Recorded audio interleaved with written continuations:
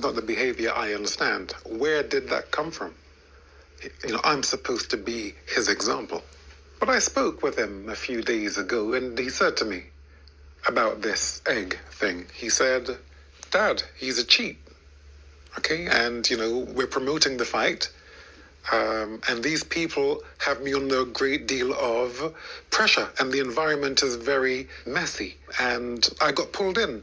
In doing that, yes, I premeditated it because these people are all over me, telling me that my dad doesn't like me. It's me alone, Dad. So, that's what I thought I'd do, and I've justified it.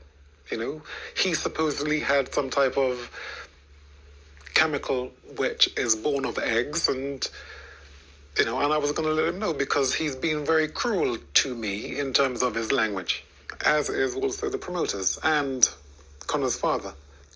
I've not been there for this reason, Mr. and Mrs. Public.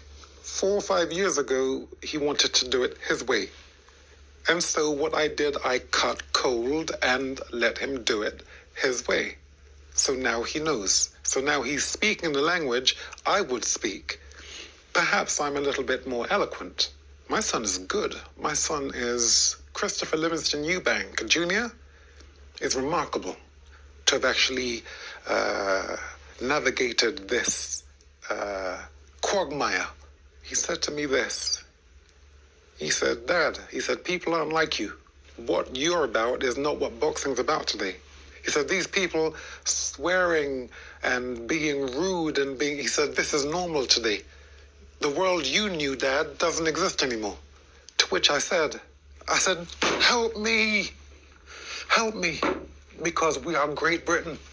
That's who we are. I don't care what they're doing. We have to bring them into a straight line.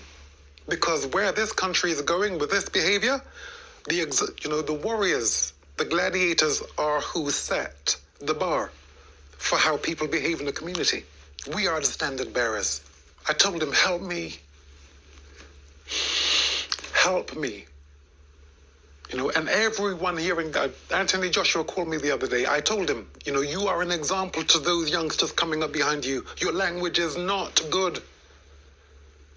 Bad language is low vibrational. There's nothing great about bad language. Now, I use bad language, but you'll never hear me use it in public. Maybe once. We have a kingdom to bring up, to uplift. And the way it's done isn't by money.